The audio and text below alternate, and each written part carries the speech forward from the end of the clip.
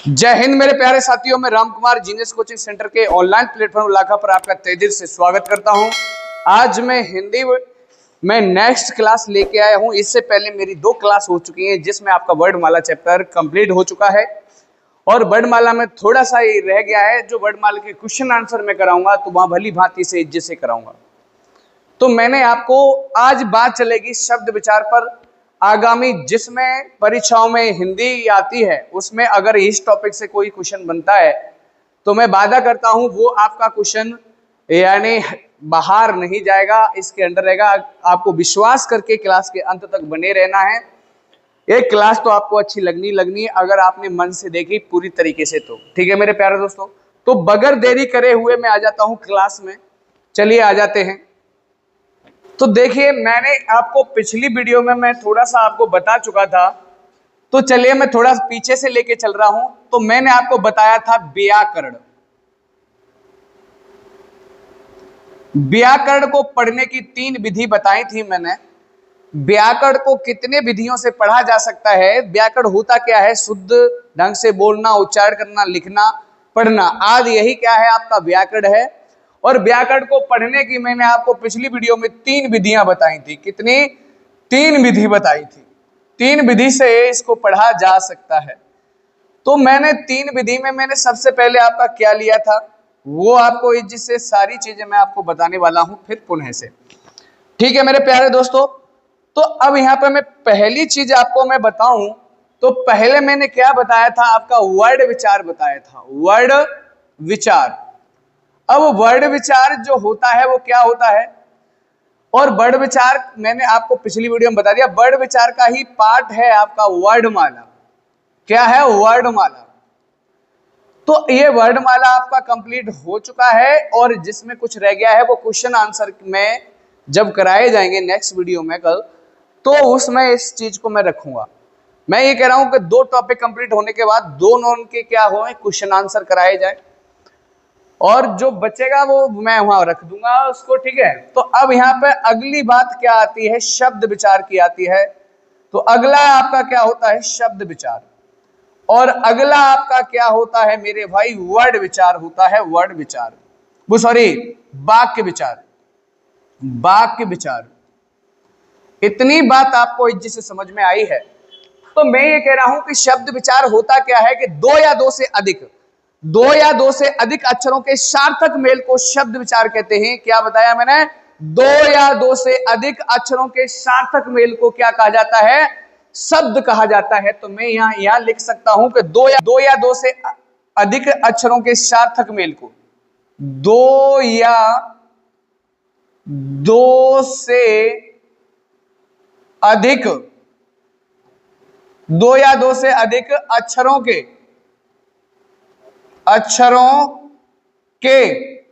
सार्थक मेल को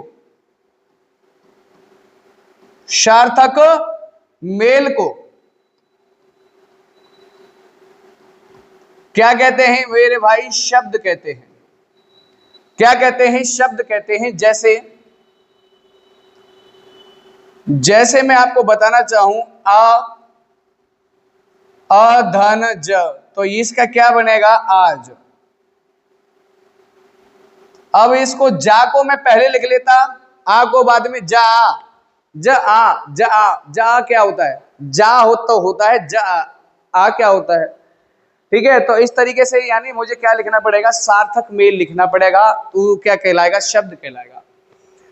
तो आज मैं शब्द को लेके चल रहा हूं आपके लिए। सबसे पहले मैं शब्द की बात करूंगा तो शब्द आपके कितने प्रकार के होते हैं मेरे प्यारे दोस्तों? 2 प्रकार के होते हैं। कितने प्रकार के होते हैं? 2 प्रकार के होते हैं। एक होता है सार्थक शब्द। सार्थक शब्द होता है और एक होता है आपका निरर्थक शब्द होता है। निरर्थक शब्द होता है जिसका कोई निरर्थक शब्द होता है। ठीक है।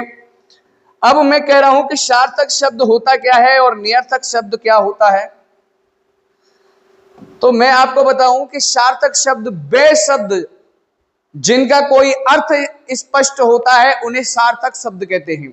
सार्थक शब्द, बे शब्द जिनका कोई अर्थ स्पष्ट होता है उन्हें हम क्या कहते हैं, सार्थक शब्द कहते हैं। और बे शब्द जिनका कोई अर्थ स्पष्ट नहीं होता उसे निरर्थक शब्द कहते हैं। तो मैं यहां लिखने वाला हूं कि सार्थक शब्द क्या होता है कि बे शब्द, क्या बोला मैंने, बे शब्द जिनका कोई अर्थ स्पष्ट होता है, जिनका कोई अर्थ स्पष्ट होता है, वो क्या कहलाते हैं, सार्थक शब्द कहलाते हैं। क्या कहलाते हैं मेरे प्यारे दोस्तों, सार्थक शब्द कहलाते हैं। और मैंने क्या बताया कि बे शब्द जिनका कोई यानी अर्थ स्पष्ट नहीं होता वो क्या कहलाते हैं, निरर्थक शब्द कहलाते हैं। यानी बे शब्द जिनका कोई अर्थ स्पष्ट नहीं होता, बे शब्द जिनका कोई अर्थ स्पष्ट नहीं होता वे क्या कहलाते हैं, निरर्थक शब्द कहलाते हैं। ये बात समझ में आई है आपको? बे शब्द जिनका कोई अर्थ स्पष्ट नहीं होता क्या कहलाते हैं, निरर्थक शब्द कहलाते हैं। अगर मैं बोलना चाहूं आपसे यहां पे एग्जाम्पल, जैसे मैंने बोला पानी, पानी, तो पानी एक क्या है, सार्थक शब्द है जिसका कोई अर्थ है। पानी क्या है, जिसका कोई अर्थ नहीं है, तो क्या है, निरर्थक शब्द है। इतनी बात आपको भली भांति से समझ में आई होगी। ठीक है मेरे प्यारे दोस्तों, अब मैं बात करने वाला हूं कि जो सार्थक शब्द है उसे निम्न भागों में बांटा गया है, तो वो किस कंडीशन में बांटा गया है वो आपको बताऊंगा। जो सार्थक शब्द है उसे निम्न भागों में बांटा गया है। सार्थक शब्द को निम्न भागों में बांटा गया है।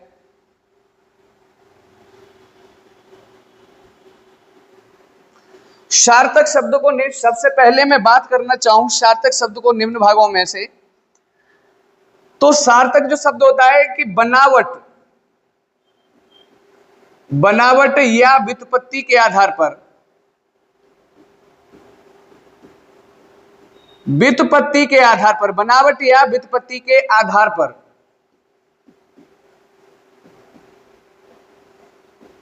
बनावट या व्युत्पत्ति के आधार की बात कर रहा हूं। बनावट या व्युत्पत्ति के आधार पर जो वर्ड होते हैं वो आपके कितने प्रकार के होते हैं, तो आप कहेंगे कि 3 प्रकार के होते हैं। कितने प्रकार के होते हैं प्यारे दोस्तों, 3 प्रकार के होते हैं, जिन्हें कहूं तो रूढ़ शब्द, रूढ़ शब्द, और एक होता है आपका यौगिक, और एक होता है आपका योग रूढ़।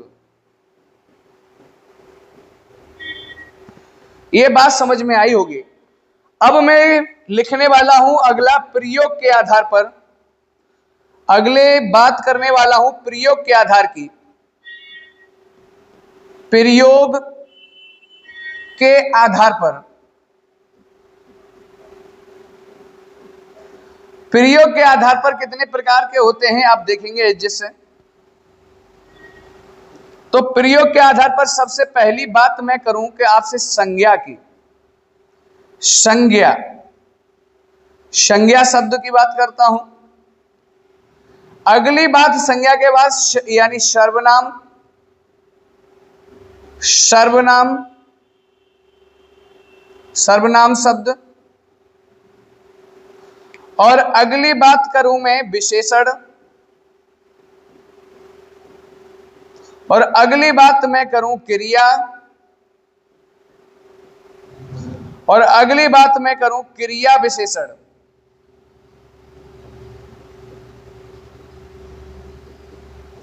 क्रिया विशेषण, और अगली बात करूं मैं संबंध,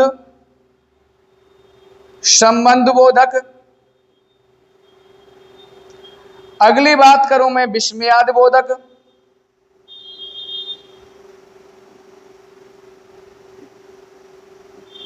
विस्मयादि बोधक, और अगली बात करूं मैं समुच्चय बोधक, समुच्चय बोधक। समुच्चय बोधक, ये होते हैं आपके प्रयोग के आधार पर। ठीक है मेरे प्यारे दोस्तों, अब बात करता हूं मैं यानी उत्पत्ति के आधार पर। अगली बात मैं करने वाला हूं आपसे उत्पत्ति के आधार पर। ये व्युत्पत्ति है भाई, उत्पत्ति नहीं है, ठीक है। ये है उत्पत्ति के आधार पर, उत्पत्ति के आधार पर।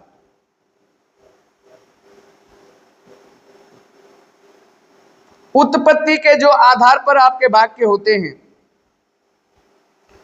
उत्पत्ति के आधार पर जो वाक्य होते हैं वो आपके कितने प्रकार के होते हैं, हम भली भांति से जानेंगे उन्हें। ठीक है, उत्पत्ति के आधार पर जो वाक्य आपका होता है तो वो होता है तत्सम शब्द, तत्सम शब्द, और आपका होता है तद्भव, तद्भव शब्द, और इसके बाद आपका होता है देशज शब्द, देशज शब्द। अगला होता है विदेशज शब्द,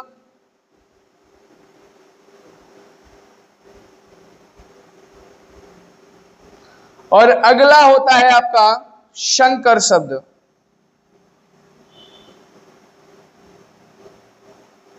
शंकर शब्द,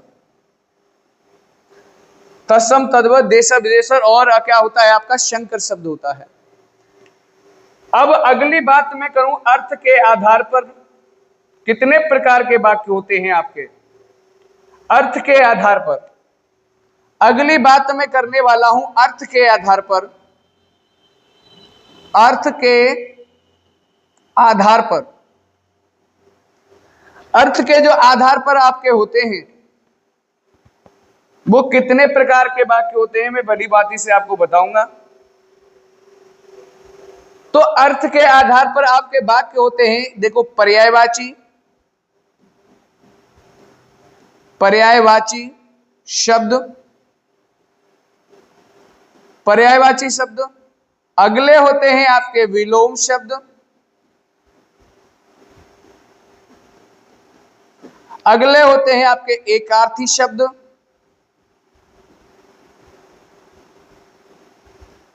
अगले होते हैं अनेकार्थी, अनेकार्थी शब्द। अगले होते हैं आपके वाक्य प्रयोग।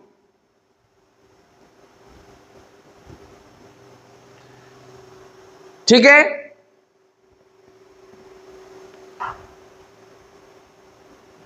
अब बात आ जाती है आपकी विकार के आधार की। अगली बात होती है आपकी विकार के आधार पर शब्द कितने प्रकार के होते हैं, देखिए आपको भली भांति से बताऊंगा। विकार के आधार पर, विकार के आधार पर आपके दो प्रकार के होते हैं। एक तो होते हैं विकारी, विकारी शब्द, और एक होते हैं अविकारी शब्द। एक होते हैं आपके अविकारी शब्द। तो मैंने अभी तक आपको क्या बताया कि शब्द क्या है, कि शब्द दो या दो से अधिक अक्षरों के मेल को यानी सार्थक मेल को शब्द कहते हैं। शब्द दो प्रकार के होते हैं, सार्थक और निरर्थक। सार्थक शब्द वे होते हैं जिनमें का कोई अर्थ होता है, निरर्थक शब्द वे होते हैं जिनका कोई अर्थ नहीं होता। रोटी फोटी, फोटी क्या है, कोई इसका कोई अर्थ है क्या, नहीं है। तो फोटी क्या हो गया आपका, निरर्थक हो गया, और रोटी क्या हो गया आपका, सार्थक हो गया।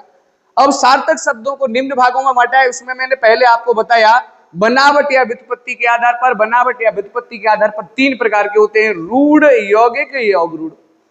फिर मैंने आपको बताया प्रयोग के आधार पर आपका क्या होता है, संज्ञा, सर्वनाम, विशेषण, क्रिया, क्रिया विशेषण, समुच्चय, संबंध और विस्मयादि बोधक, ये होते हैं। फिर उसके बाद मैंने बताया आपको यानी अर्थ के आधार पर क्या होते हैं, एकार्थी, अनेकार्थी, पर्यायवाची, विलोम, यानी वाक्य। ये वाले सब किसके आधार पर होते हैं मेरे भाई, अर्थ के आधार पर। मैंने फिर अगली बात बताई आपको, यानी विकार के आधार पर दो प्रकार के होते हैं, अविकारी और विकारी। विकारी क्या होता है, वे शब्द जिसमें लिंग वचन कारक, वे शब्द जिनमें लिंग वचन कारक आदि के कारण कोई विकार उत्पन्न नहीं होता, वो विकारी होते हैं। और जिनमें लिंग वचन कारक के कारण यानी विकार या बदलाव परिवर्तन उत्पन्न होता है उसे हम अविकारी, ये मैं अलग पार्ट लूंगा आपका, ये बात समझ लो। तो सबसे पहले मैं इसमें ये बात उठाने वाला हूं बनावट, उसके बाद प्रयोग उठाऊंगा, व्युत्पत्ति, अर्थ और विकार, और विकार का जो पार्ट है वो इसमें भी आ जाता है मेरे भाई, विकारी, और ये क्या है अविकारी, इसमें भी आ जाता है। तो अब ये वाला जो पार्ट खत्म होने के बाद मैं वाक्य विचार लूंगा वर्णमाला में, बड़ी भांति से क्रम से आपको पढ़ाता जाऊंगा। और भाई अगर क्लास आपको अच्छी लगती है, थोड़ा सा अब क्या करना होता है, क्लास अच्छी लगे तो उसके बाद आप भली भांति से जानते हैं। तो चलिए अब मैं चलता हूं नेक्स्ट स्लाइड पे। क्या अब बात करने वाला हूं मैं यहाँ रूढ़ और यौगिक और इस तरीके की, ठीक है। तो सबसे मैंने पहले एक उठाया आपका पहला, कि जिसमें आपका क्या है मेरे प्यारे दोस्तों, यानी बनावट, बनावट तथा या तथा नहीं, या बनावट या व्युत्पत्ति, बनावट या व्युत्पत्ति के आधार पर,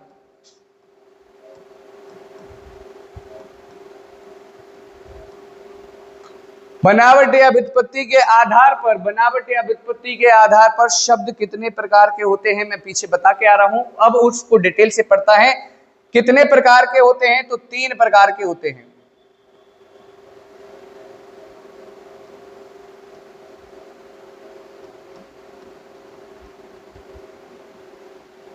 तीन प्रकार के होते हैं। तो सबसे पहले मैं जिससे आपसे बात करूं, तो सबसे पहले एक बात है जिसका नाम है मेरे भाई रूढ़ शब्द, रूढ़ शब्द। अब रूढ़ शब्द क्या होते हैं वो बात आप समझ लो भली भांति से। रूढ़ शब्द क्या होते हैं कि बे शब्द जिनका संधि करने पर कोई अर्थ प्रकट नहीं होता उन्हें हम रूढ़ शब्द कहते हैं। तो क्या बताया कि बे शब्द जिनका संधि करने पर कोई अर्थ प्रकट नहीं होता उसे हम क्या कहते हैं, रूढ़। फिर बोलो मेरे साथ एक बार, बे शब्द जिनका संधि करने पर कोई अर्थ प्रकट नहीं होता उसे हम क्या कहते हैं, संधि कहते हैं। तो मैं आपको बताने वाला हूं बड़ा इज्जत से। तो लिखना है यहां पर बे शब्द, क्या लिख रहा हूं मैं आपसे, बे शब्द, बे शब्द जिनका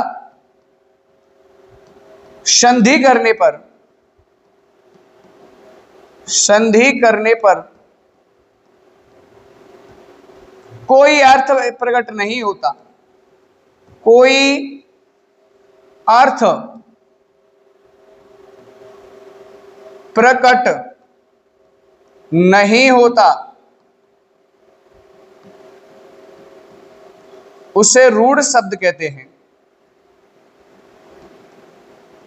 उसे रूढ़ शब्द कहते हैं।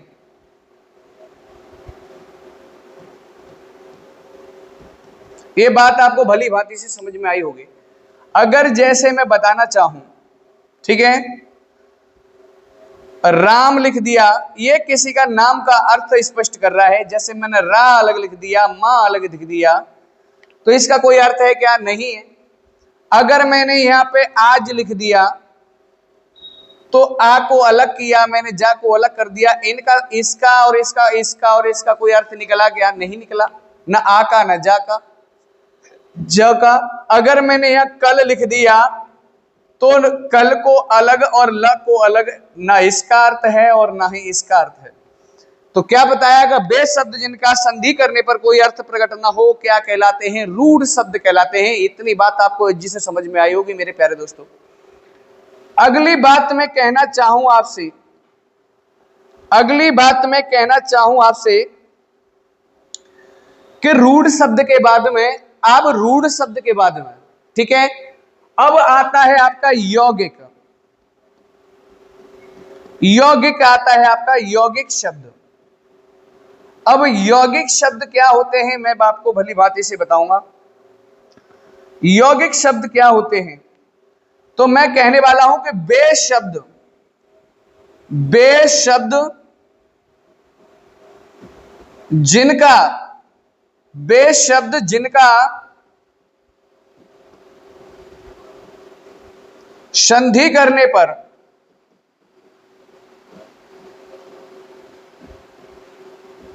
संधि करने पर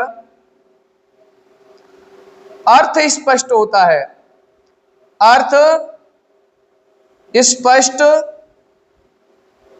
होता है,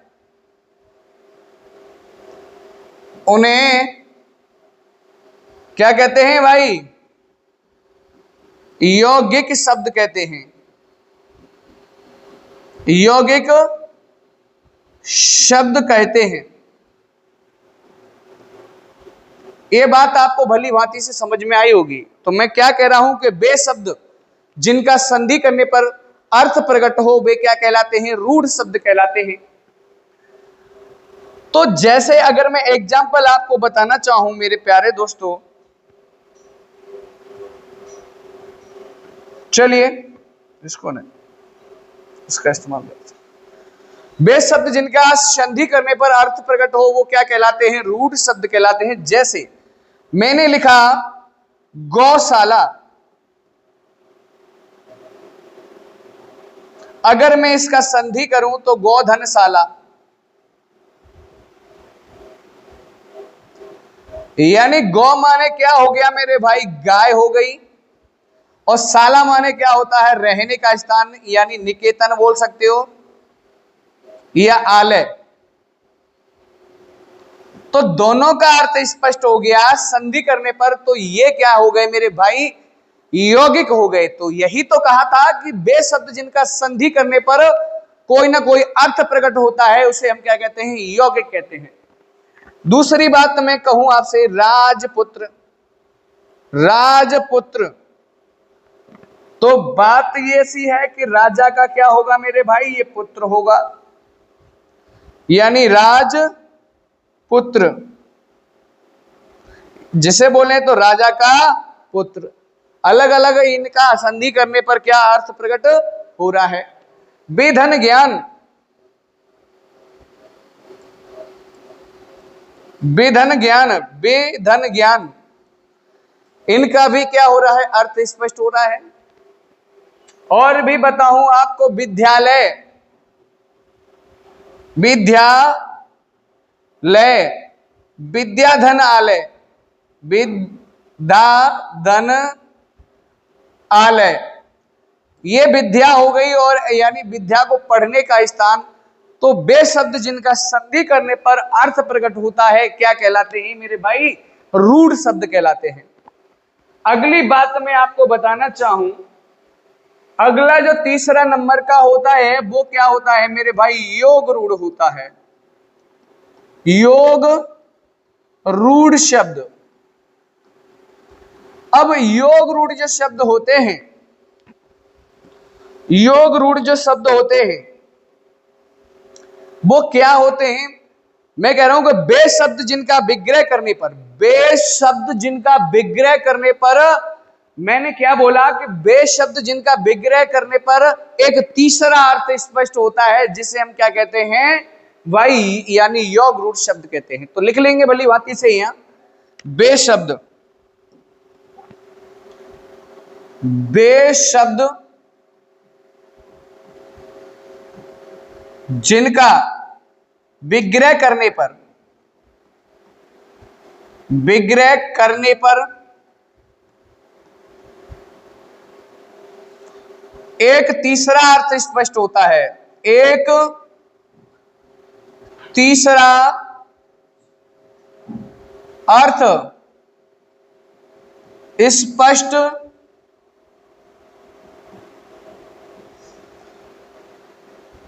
होता है। बे शब्द जिनका विग्रह करने पर एक तीसरा अर्थ स्पष्ट होता है उसे हम क्या कहते हैं? योग रूढ़ शब्द कहते हैं, योग रूढ़ शब्द कहते हैं। जैसे अगर मैं बात कहना चाहूं आपको, तो मैंने क्या बताया कि बे शब्द जिनका विग्रह करने पर, जैसे मैं लिखा लंबोदर, अगर इसका विग्रह करूं कि लंबा है जिसका उदर, लंबा है जिसका उदर, जिसका उदर, लंबा है जिसका उदर, अर्थात, अर्थात कौन मेरे भाई? श्री गणेश भगवान। तो गणेश भगवान, ठीक है। अब मैं इस बात को यहां कह सकता हूं कि एक तीसरा अर्थ स्पष्ट होता है, अर्थात। अर्थात यानी बहुब्रीहि,